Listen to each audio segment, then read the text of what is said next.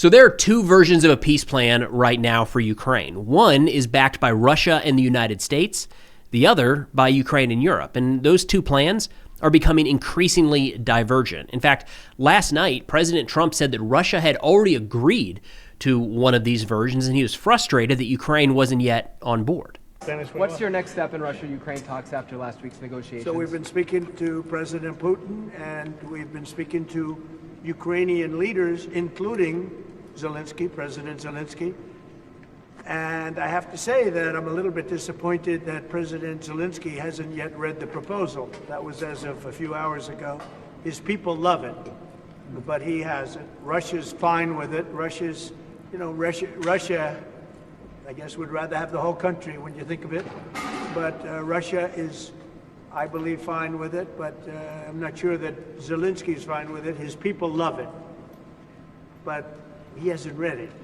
Now, I don't know exactly what the president is talking about there. No doubt there's conversations that are not made public, but everything we've gotten from Russia in recent days has suggested that they are nowhere near agreeing to anything that's been presented. In fact, do you remember that 28-point peace plan came out a couple weeks ago that arguably was written at least in part by the Russian delegation? Even that, Putin said, no, there's a bunch here we can't agree to. So, I don't know, Ushakov just 2 days ago said that they weren't close. He's one of the key Russian negotiators, said they weren't close and no progress had been made. So, not entirely sure where the president, again, back channel, maybe Russia secretly agreed to something while publicly saying they weren't even close. But in terms of what we're seeing from Russia actually showing some willingness to negotiate, it's not there. It's never been there. In fact, here's a clip on Fox News from Melinda Hart-Herring of the Atlantic Council saying there are zero indications that Russia is actually interested in a negotiated settlement. Is there any evidence that Vladimir Putin is interested in a deal? Mike, I can't see any. Like I said, I just spent 4 days in Kiev, and I spent a lot of time in the bomb shelters below. And that's the reality on the ground. If President Putin were serious about peace, he would stop hitting hospitals. He would stop hitting schools. He would stop his shelling. We see him increasing his shelling.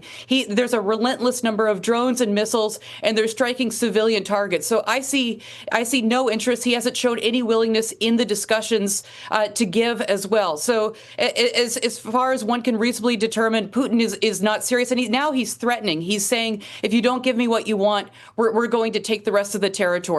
So now he seems to be throwing another tantrum because he's not getting what he wants at the negotiating table. Now, this has been one of the more frustrating or embarrassing aspects of all of these negotiations is we haven't seen Russia do anything other than say they are open to talks to suggest that they actually want some sort of negotiated settlement. Within the last 48 hours, we had Russian President Vladimir Putin say they are going to take all of the Donbass either by negotiation or by force. You hear that? So if you don't accept our terms, we're just going to keep fighting? Doesn't sound like much of an agreement. Kind of sounds like they've drawn their lines in the sand. We better get on board or this war is going to continue, which is kind of what it seems like Russia's message has been here for quite a while. Now, this all prompted a meeting earlier today between Ukraine, the United Kingdom, Germany, and France to discuss a peace plan, and there are rumors that they might be putting forward their own counter to what the United States and Russia have seemingly agreed to in recent weeks. In fact, President Zelensky, in leading up to this meeting, had a phone interview with Bloomberg where he said, quote, "There is one question I and all Ukrainians want to get an answer to. If Russia again starts a war, what will our partners do?" He added that there are visions of the United States, Russia, and Ukraine, and we do not have a unified view on the Donbass. Now, there's a couple key sticking points, and interestingly enough, I think it was last week, somebody said the talks are very, very close to completion. There's just a few sticking points. The sticking points just happen to be territorial control in the Donbass specifically, and security guarantees, which I guess technically you could say are sticking points. They're the largest sticking points, and if we don't get to some sort of agreement there, there's no real agreement to be had. Now, following the meeting today between, again, kind of the heads of Europe and Ukraine, there are a couple different comments that were made. I wanted to play a segment here from German Chancellor Merz, where he says the destiny of Ukraine is the destiny of Europe, adding that they're a little bit concerned about what they're seeing come out between the Russia and U.S. proposals. Prime Minister Keir Starmer for having us here in 10 Downing Street in London today. I highly appreciate that we are having the opportunity to see you, Volodymyr, together with Emmanuel, and talking about the upcoming days, because this could be a decisive time for all of us. So we are trying to continue our support for Ukraine, as you know. On the other hand, we are seeing these talks and negotiations in Moscow and in the US. I'm looking forward to hear from you what the outcome of these talks might be. And we are still and remain strongly behind Ukraine and giving support to your country, because we all know that this the destiny of this country is the destiny of Europe. So that's the reason why we are here, trying to figure out what we can do. And nobody should doubt on our support for Ukraine. And this is what we are firmly standing behind, and the outcome is open. I'm skeptical about some of the details which we are seeing in the documents coming from the US side, but we have to talk about that. That's why we are here. Thank you for your invitation. Look, to be blunt, the things he's skeptical of is the United States is proposing appeasement, giving up territory in Ukraine in the hopes, first off, that there are business deals struck between the United States and Russia, but also under the hope, just kind of fingers crossed and take Russia's word for it, that they won't continue this war at any point in the future. Appeasement doesn't have a great track record. We've long argued that here, that is the problem. Everybody wants peace. Peace is what we should be striving for in this war. But if we don't go about that the right way, we're just kicking the can down the road and probably making for a worse war at some point 3, 5, 10 years down the road. That is what that's what Europe is so concerned about right now, is it seems more and more like the focus of the United States is a deal at any cost. So following this meeting, kind of speaking to that, ABC had a question for President Zelensky where they said, how substantial do security guarantees from our allies need to be in order to exchange them for territories the enemy has not yet captured?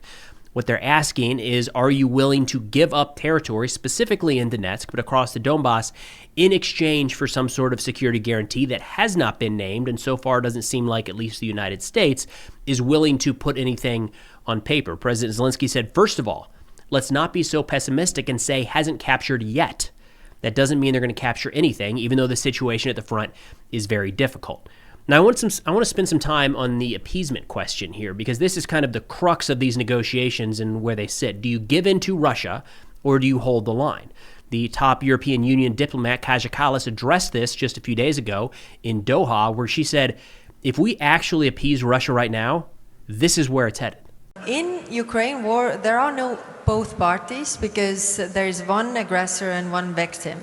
And that's why, if we want to have a sustainable peace, a long-lasting peace, we should make sure that the concessions are on the aggressor's side, that the aggression does not pay off, it's not rewarded.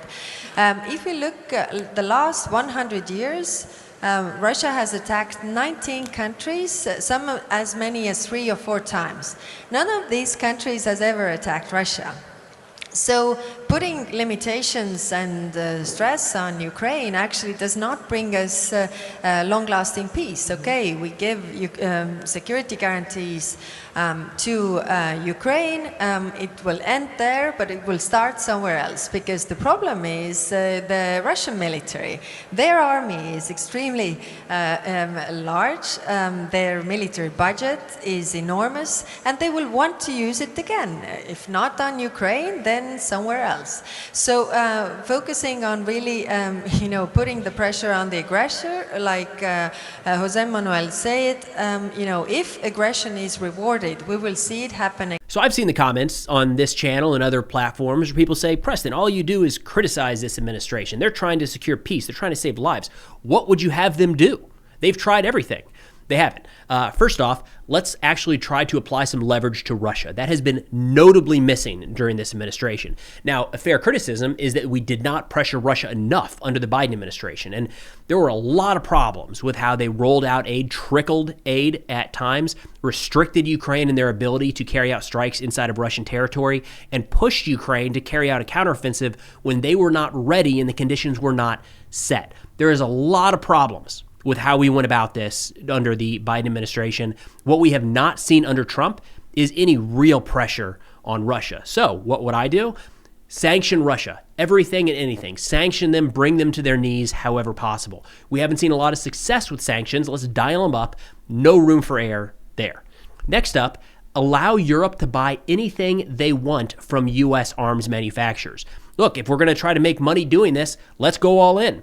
Whatever anybody wants, more interceptors, more tanks, more Bradleys, more howitzers, whatever you want, we'll make it. Let's pump up the U.S. economy, sell that to Europe, and they can give whatever they want to Ukraine. It's not charity. We're making money, right? Last but not least, no restrictions on what Ukraine is able to use and how. We're not sending them nuclear weapons, but allow them to strike operationally significant targets that are just across the border inside of Russia.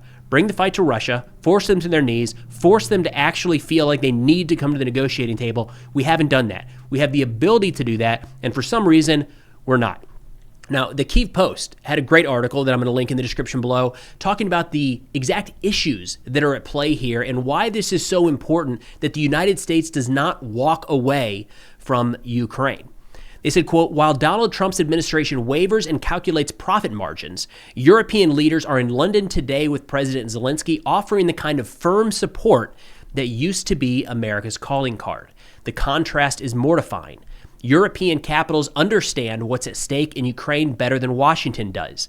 They recognize that this isn't a business deal to be brokered. It's a fight over whether international law means anything at all, and solidarity with the free world still exists.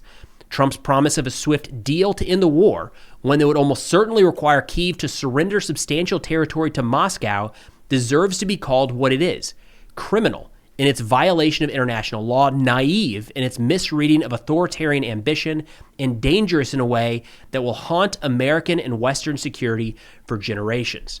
There's a lot of different things that can be done here. We also have been critical in plenty of videos that Europe has not stepped up. Let's do it together. That was the message coming out of that meeting today between Zelensky and the heads of European countries. Together. They were not chastising the United States, and they've done a good job, I would argue, in not doing that, but continually saying this is a teamwork. We need to be on the same page. We can do this if we work together. They say, consider the precedent. Russia invades a neighbor, commits war crimes, including the deliberate targeting of civilians and infrastructure, and forcibly deports hundreds of thousands of children, and then gets rewarded with territory. The message to every dictator on earth: crime pays. The strong can devour the weak. International law is just a suggestion for those powerful enough to ignore it. They say Trump's belief that every problem can be solved with the right deal fundamentally misunderstands Putin's regime. This is not a negotiation where both sides want to close. Putin's goal isn't sustainable peace. It's the destruction of Ukraine as an independent state and the restoration of Russian imperial dominance over Eastern Europe. He views compromise as weakness and agreements as tactical pauses before the next offensive. Look, I'm all about trying different ideas and bringing in outsiders to try to shake things up a little bit. But at this point, I think it's pretty safe to say that Steve Witkoff leading the negotiations in this context and now bringing in Jared Kushner has handicapped us from the beginning. This is not a real estate deal. If it was a real estate deal, these seem like two people that would be good to have involved. That's not what it is. Vladimir Putin and the Russians are negotiating geopolitics. We are negotiating a real estate deal and commercial interests. We have been at a disadvantage from the beginning. We've done it to ourselves. They say China is watching intently. If Putin succeeds in conquering territory through force with American acquiescence, Xi will draw the obvious conclusion about Taiwan: invade, endure some sanctions, wait for American attention to wander, and eventually Washington will pressure the victim to accept the new reality. Play that through your head a couple times and tell me where that's wrong. Anybody that's watching this says, okay, we've got the blueprint here. It's not going to be easy right out the gate, and the American people will stand with the country being invaded, and they'll provide some assistance to a degree, maybe make it painful. I mean, make no mistake, Russia is suffering during this invasion. They have not just those killed and wounded, their economy has suffered pretty significant setbacks. And it's not just a matter of are they still functioning or not. They are falling further and further behind in, say, the technological advances that we are experiencing here in the United States, in China, and elsewhere. Russia's not participating in that because they are so laser focused on trying to win this war. So there have been a lot of costs to Russia. But any country can look at that and say, if we can just deal with it for a few years, America loses interest, and they will force the country being invaded to give up territory in exchange for peace. They say Trump's approach treats alliances as protection rackets and sovereignty as a commodity to be traded. This betrays the values that have made America a superpower, not just military might, but the credibility that comes from standing by principles and partners. Once that credibility is gone, no number of aircraft carriers can recover it. I've ranted about this recently with how we were treating the NATO alliance, a video just a few days ago. Unnamed officials, so we'll take it with a grain of salt, but that the United States is pressuring NATO to take over a bunch of key responsibilities by 2027 so we can step further back from the European continent. I don't know how strong our word is right now and how many NATO countries believe that we will stand by them in the event of the invocation of Article 5. And this isn't a matter of 100% or bust, but there's a line there where if it's 95%, 90%, 80%, where does it go before these countries stop looking at the United States like an ally and start looking at us as a liability? They can't put too much trust and faith in the United States because you don't know when we actually will be there to have the backs of our allies. That has real world immediate implications. And I think we're glossing over that. They wrap up by saying forcing Ukraine to surrender territory would not end the war. It would guarantee the next one. It would tell every dictator that aggression works and every democracy that America's word means nothing. It would unravel the security architecture that has kept Americans safe and prosperous for generations. And this is a message I don't think has been made often and clearly enough. The world that we live in today, that I'm 40 years old, so the world that I grew up in and so many in my generation and before, is the result of the security infrastructure that we put in place post-World War II. Walking away from an ally, allowing the naked aggression of Russia across Europe, puts that at risk. Now, it might not fall apart completely. We don't know because we've never really tested it like that. But I think it's worth understanding what's at play here. This is serious. And as of right now, it looks like we're not taking it very seriously. Every day when news comes out about this conflict, it's a couple days ago, I think it was Vice President Vance talking about how frustrated the Ukraine-Russia thing is. We're treating it like a back burner issue, not sending our best, not putting our best foot forward, not doing everything we can to actually bring about an end to this conflict while we do have the ability to do that, and just hoping that it will go away on its own and we'll be no worse for the wear. That's a gamble. It might prove right. We'll have to wait and see. I don't think that's a risk worth taking. I think that it's in the United States' best interest to try to maintain the global liberal world order that has been in place now since World War II, and anything that threatens that, we need to view as a very real risk to our way of life. But that's all we've got for now. Thanks for watching, and I'll see y'all next time.